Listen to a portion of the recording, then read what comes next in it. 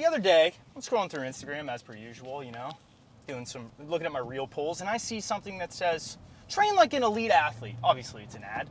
And it was a little bit upsetting to me. And the reason why is because what the hell does that even mean? What does it mean now in 2024 to train like an elite athlete? And that is really what I want to cover today because I see so much stupid shit. All right, so yeah, I see this video or this ad and it's like, train like an elite athlete. And I'm like, this is, like, what is that? What even is that? What the hell even is that thing? So, rolls. Damn, at the Chipotle. Just another day at the Chipotle. And I figured I started thinking about it, and I was like, people don't even really know what that means. Like, what classifies one as an elite athlete? That's the first thing. Two, how do those people learn, or these coaches learn, what is and isn't training to be elite, right? Do they I work know with elite what athletes? you're talking about. Like, what is it? I don't even remember what it was, but I was like, this is so stupid. Because I've seen... and I saw the ad, and it was like some dude standing on a block and like doing a knee drive, and I was like, what the fuck is that? Yeah. I was like, that is not training to be an elite athlete. So, one, let's define what is an elite athlete. What do you consider an elite athlete, Isaiah? Because I'm not looking at tennis. Do you want the THP definition, or like what I feel like most people would define it as? What do you think?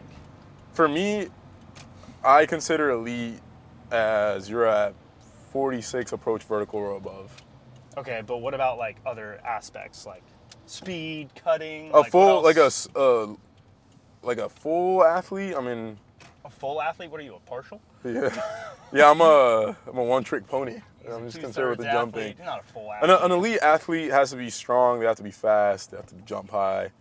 They have to be coordinated. Or elite at any of those one qualities. Yeah. And like literally top 0.001%. Yeah. So an NFL player, also, I want to say this, I don't even necessarily consider, like, they're elite athletes.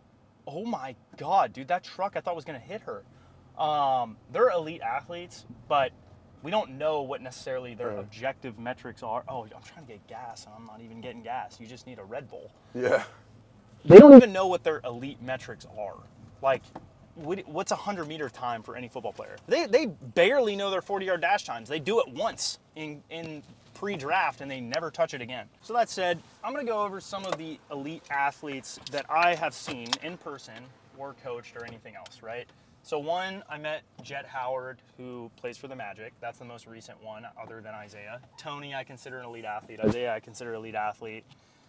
Donovan he's elite at dunking, and he's very fast, but he could be so much better. It's almost like I don't view him as elite yet, which is weird. But he's an elite athlete, but he's going to be like super elite. Well, he is an elite athlete with a lot more potential. With a lot more potential, yeah. So he's one. I would say Josh Williamson, the bobsledder, he's an elite athlete. Like, he's literally an Olympian in a objectively or quantitatively assessed sport. I think that's a big part of it too, is like there being some sort of quantitative aspect to it. Like, when it comes to the quantitative metrics of speed, power, strength, are you in the top 0.1%, right, or higher? So that to me is really important. Fabian is an elite athlete. Like, we're talking about guys that are literally going to the Olympics, like 7'9" high jumpers. I've worked at Altus with Andre DeGrasse, who ran 970. BJ Lee, he's also sub 10. Javid Best was in the NFL as a running back and then transferred to track.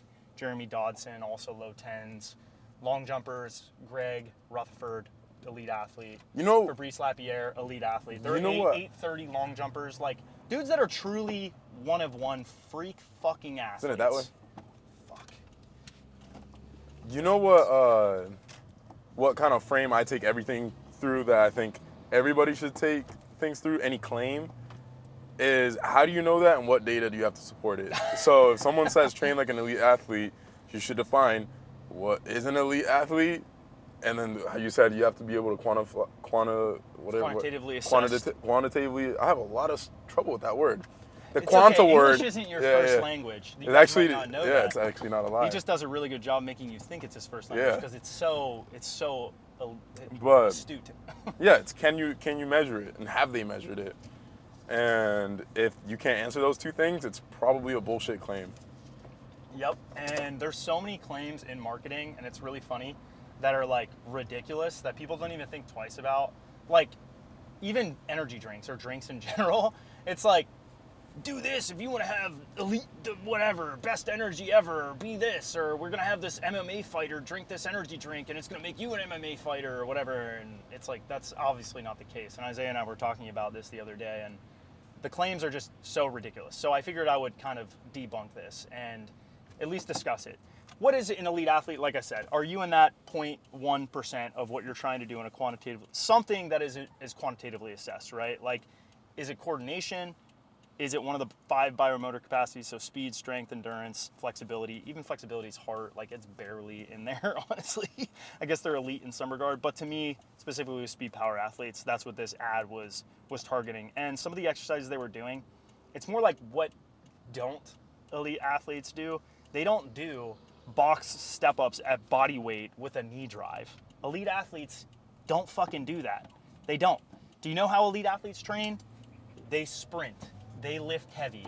They cut and sprint and change direction as fast as they possibly can at maximum intent. They do explosive lifts at big ass weights. And that's how they improve. Because in track, the gimmicky shit doesn't get you better. Like, you're gonna get trounced by people who are actually training hard and getting faster. So what do most elite programs have a lot of? Sprinting, a lot of starts, a lot of max velocity sprinting. They have a lot of resisted sprinting. They have a lot of bounding and plyos. And the program, and this is the other thing too, is there's a difference between training like an elite athlete and improving as an elite athlete. Because I've seen scenarios where elite athletes get slower. Yeah, they get slower, they get worse. And that to me is not training. Like, yeah, they were training like an elite athlete, but they're not training well like an elite athlete. And I think the people that train well as an elite athlete, they continue to improve. If you're getting worse year to year, you're not even maintaining, to me, that's like, because when you're elite, it's really hard to keep getting better. You're already at the tippy top of what your physiology can handle. So if you want to keep improving, your training has to be incredibly robust. You know, in Isaiah's case, or Tony, or Dom, or these other guys, they already have 46, 47, 50-inch verticals. So for them to get a 51 or go from 46 to 47 in Dom's case, like, their training has to be super robust and to stay healthy. Those are very difficult things to do. And I think when you look at these online programs or whatever else, like, there's so many stupid gimmicks in it, right? Just because you worked with an NBA player, NFL player, and you use that as your claim to fame, like you did one day or you did an off season with them. Well, did they get better? They're not getting better, and did they get better? And nobody is. No one's measuring it. No one's fucking Nobody's measuring it. It's all people saying, I coach athlete X, Y, and Z, and that's it. Yep. And then when you have a sport to mask it, like a ball to mask their performance or their elite athleticism, you don't even know if they're improving. Like, it's technically, you could have, if you're a football player, I'm Derrick Henry, and I have the best offensive line and the best quarterback, and now I run a fucking halfback draw, and they think the quarterback's going to throw because it's Lamar Jackson. He can bomb it 50 yards.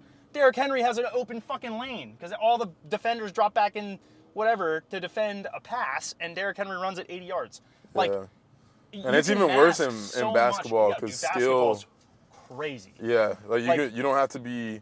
There's like a baseline level of athleticism that is required to be able to like keep up with players, but then being tall is like 90% of it. But then the differentiator is just skill. Yep. And then it's like being tall and skilled.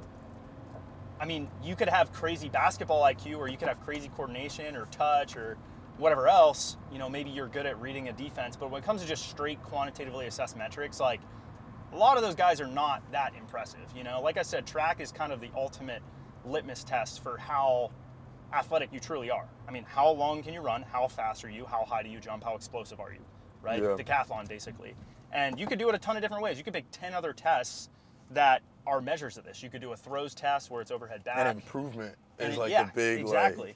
Like, if you don't improve, you're really not gonna go anywhere in That's what I like about what we do is we measure every fucking thing. If I can what's happening to your squat, what's happening to your power clean, what's happening to your vertical jump. What's your velo, what's your wattage, what's your and getting it accurately measured, because there's a difference between measuring stupid shit and measuring stuff that actually matters, right? Yeah. And it being reliable and actionable. Because you can measure force plate data every day, right? Or you can measure rate of force development data. Here's the thing about rate of force development if you don't know this. You measure rate of force development. If you decide to move 1 inch in how you change the push off into the bar, let's say it's a pin squat. If you hit the bar versus your shoulders are on the bar mostly, and then you stand up, that's going to change rate of force development by a factor of like 10. Like you will literally go from like, let's say 100 to like 10,000, even though you were realistically very similar, because the intervals for rate of force development for what we care about in sport, let's say 100 milliseconds or 150 milliseconds or 200 milliseconds, like that's a very short period of time. So the data that you get, if the first, and humans can't generate force that fast. So if you change the exercise even a little bit, even though it's on paper the same exercise, but you don't do it the exact same way, the data is going to be massively different, which is why I don't like rate of force development data. I like peak velo data. I like wattage, peak wattage data. I like distance traveled, I think is a really good one. Like things that are easy to measure and very valid and reliable. Like you can consistently, is the turn up here? Yeah. That you can consistently test and retest and make meaningful changes based off of. So for example, like Fabian, we do a bound test, and it's the same bound test. Oh, Fabian is a 7'9" high jumper from Sweden. He's 6'9", beast of an athlete, cleans 310 pounds, power cleans 310 pounds, hang power cleans like, dude, I think he's hit 160 kilos, which is like 350 or some shit. I don't even know. You know, his standing five bound and 4-stride 5 bound is like crazy. So his 4-stride 5 bound is a test he always does basically all year, once a month. He tests it, retests it for the last like 5 or 6 years. So when I started coaching him, I'm like, we need to do the same test. Why? Because it's valid, it's reliable, and we have normative data on it. And when you look at elite athletes, a lot of them don't fucking do that at all. And if you measure on a force plate, like I said, people will think that an exercise is better just because they gamed the test, right? But like in reality, you just got better at cheating the system versus having like an actual output. Bro, you know where I see that a lot is just with like a squat, for example. Like just strength exercises, I see that so much. An athlete will put on, let's say, 20 pounds on a squat, but the way he squatted changed. Oh yeah, they'll be like, I gained 20 pounds. Whether that's like, yeah, well, yeah, you also hinge like forward. that's been happening, I think, with my front squat, because basically all my numbers are up, but then my front squat, we've been noticing, has been stagnant or even getting worse. But then the way I'm squatting now, because before I used to bounce a lot at the bottom. Right now I don't bounce as much. I used to lean over a little bit more. Now I'm like super upright. So the way you do an exercise can change dramatically. What's hard too about that is like we talk about the measuring thing. How do you measure that? That's a really hard thing to measure, right? It's tough. So and it can't, and it's not perfect. Yeah, and you need like 3D motion capture, and it'd be really difficult and take a lot of setup. So like the eye test is really important too. Of as a coach or an athlete, you watch the videos back and compare them side by side, and if you notice a difference. Okay, you probably will, usually. Like in your front squat example, we've done that. And when you, also, side point, when you measure something with video, you have to do it side by side from the same angle. Or you have to correct for that in your head. Because if you view something from a low angle versus a high angle, or from the side versus the back, you're going to form some sort of a bias. Like Dan would always say, I watch things backwards to remove my bias. In reverse to see what's happening in real time, and then watch it slow motion, watch it 2 times speed, whatever. And do you still notice those differences, or is your bias there like disallowing you from being able to view it objectively, meaning like as a fact or factually? And I think that again, when it comes to what is training like an elite athlete, a lot of people they don't measure anything. They aren't objective in what they measure, and they're not consistently measuring the same thing to the same thing. Like, if I go from measuring standing jump to then measuring approach jump, and then I say that my vertical went up 10 inches, that's not actually accurate. That's just me measuring 2 different tests. So, training like an elite athlete, in my experience, the people that improve, the elite athletes that improve, they do Olis, they do very intense power exercises at different loads. So they'll either do heavy power exercises or light power exercises, meaning you could do a hex bar jump at 100 kilos, you could do it at 20 kilos. Either way, you're doing it max intent. They train with intent. So they train hard. I'm talking they make the try hard face when they train. Those are the people that improve. Yeah. If you don't make the try hard face, or you're not trying as hard as you can, generally you're not going to improve. Whether that's in You know- swimming or jumping or anything else. You know what I used to measure that? Are you making this sound? Like that, like that sound. When I make that sound, I'm like, I'm getting better. I was doing squats the other day with the velo, and I was like doing that because I was standing up as hard as I can. I had headphones in, but I'm sure I sounded ridiculous to everyone else around me. When Isaiah screams after a lift or during a lift, that's how I know it's a good lift. It's a good lift. It's a beneficial lift. I don't even get embarrassed. No, not at all. It's awesome. People always stare at you, like when you drop 320 and you slammed it on the ground as hard as you could. Yeah. And everyone was like, what the hell is that? And then the worker came over, which, by the way, you're allowed to do ollies at this gym, I asked. And Yeah. the weight. Yeah. So, yeah, that said, do you measure things? Or they measure things, they train hard, they do power exercises, heavy and slow, or heavy and light at max intent.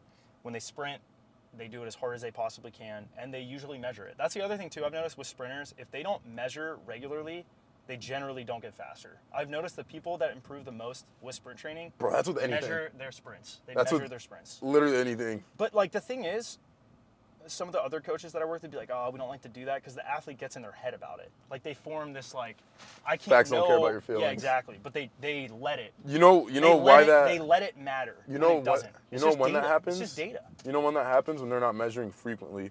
Because what No, happens I agree. when you start measuring frequently, eventually you do have a good day, and you feel good about it, right? I think is bad when you're never measuring. Like Austin's a good example of that actually, where he might think he has a certain vertical, but if he were to test, it might be lower than what he thinks it is, and then that would be kind of deflating. But then if you were to do that every single week, guess what would happen? There would be one day, it's possible like these last couple weekends, he would have touched 45 off one or two again. Yeah. He probably was at like 41, 42 most of the year, but then he would have touched 45, you know. And then it validates. And then it would have been like, oh shoot, now it's working. And then now you have a frame of reference of what to compare yourself on. But yeah, that's what I told my brother that because he used to be afraid of running races and seeing a bad time. And I'm like, there's always next time, dude. There's always next time. You can always try the next weekend. Who cares? If dude, that's why I liked when we took the Durango to drag race. It was cool because like I noticed a lot of people had like they're like prideful about that stuff, or they don't want to say their number, like horsepower numbers and stuff like that. And then I remember I did the first one and I got smacked, but it gives you the time, and I was like, okay, I'm gonna run this again. I don't give a fuck what the person I'm racing in, like, can I beat me versus me? This number right here? And training is the exact same way. It's like just test, see what your baseline is at, and now try to improve on it. Yeah, like even the power metrics and stuff. I'm like, okay, I know. Which, by the way, did you bring that? I totally forgot it. Damn it! It's okay. So if I know, yeah, I brought your bag. Yeah, that was a progress. That's progress. So if I see those power metrics, like I know I hit 2,300 on my best rep of clean pull the other day. So that's my frame of reference now, and it was at 110 kilos or something. It doesn't even matter the weight because all I care about is the peak power output. Yeah. But at least in that example, because it was just pick a heavy weight that I'm getting peak power with, and knowing that that's the number and it's objective and reliable, like that's what makes me like a VBT device. Is it quick? Is it easy? Is it reliable? Can I get the same data via the same test over and over again? Yeah. Right? Like now if I use a different block, like I bought new blocks, which you'll see in there, those are going to be a slightly different height. Now I probably need to get a different number, but at least it's like a frame of reference to be able to be like, okay, like I'm within whatever else. And I think, back to the elite athletes, they measure things, they train with intent, they don't let their feelings bias their training, right? Yeah. Like, I think one of the worst things they do is or what you can do as an athlete is you go, oh, I had a bad day. Everything I just did was useless and didn't work. People that improve, elite athletes that improve, do not become emotional about data. Bro, I've completely stopped looking at, I was having a conversation with Travis, and he was telling me how because he's improving a lot, like recently he's improved a lot. And then he said that, I asked him, I was like, what do you attribute like the success to, like that you've had recently? And he said he stopped caring so much about the individual dunk sessions and focus more on training. Yeah. And I've always said that. Yeah. And then, I think we had a conversation with him where like you mentioned, you were like, if you just stop doing this, it'll improve a lot more. And then I was thinking about my training, and I was like, bro, I've actually stopped even like prepping for the deloads or like caring about how an individual cycle makes me No, feel. yeah, Like it went yeah. from I used to care about the dunk sessions every weekend, and I might not try as hard in the training so that I can dunk well if I'm gonna dunk with people, to I used to care a lot about deloading perfectly and testing and all that stuff at the end of a cycle. Now it's like, what does my twice a year, like the Yeah. like the end of the macro cycle, what am I doing like there? what data did you collect across the mesocycles, and what did you learn from that, and why did it happen? You kind of view it from a wider lens versus just like focusing on one tiny little thing, like zooming in on, oh well, I fapped this morning and that's why I jumped high. Like, okay, that probably wasn't why, or wasn't why you jumped the way that you did. So viewing things, what would you call that? Macroscopically? No. Yeah, just zooming out. Like just zooming out. We'll say that. And yeah, so those are big ones. I think too, they actually train. They're not afraid of the weight room. That's another big thing I noticed is that people that don't.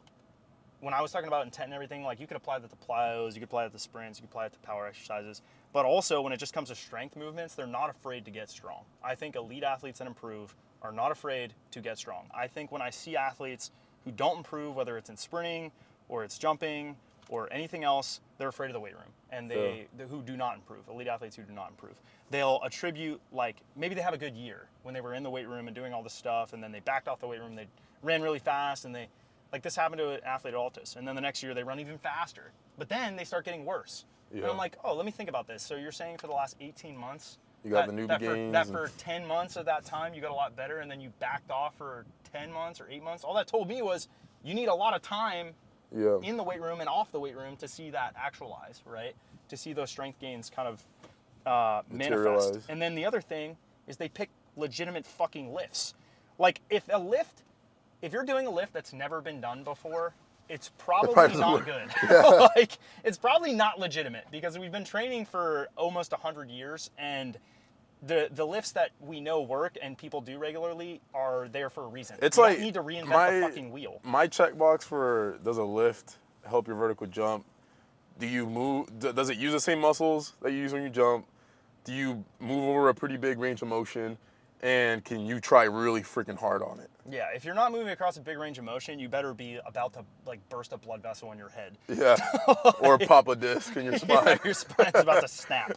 I think we should cut this though. Yeah. Is Austin here? I think so. That's all right. Well, we can make him wait. No, I'm just kidding. But yeah, that said, if you're interested in actually training an elite athlete, that is what we and I personally have specialized in and spent my entire life trying to perfect and figure out how to do to the best of my ability. If you're interested in training like that, go to THPStrength.com. You are doing yourself a disservice if you're not, because you don't really want to get better, in my opinion. And go and sign up. It is a fair price.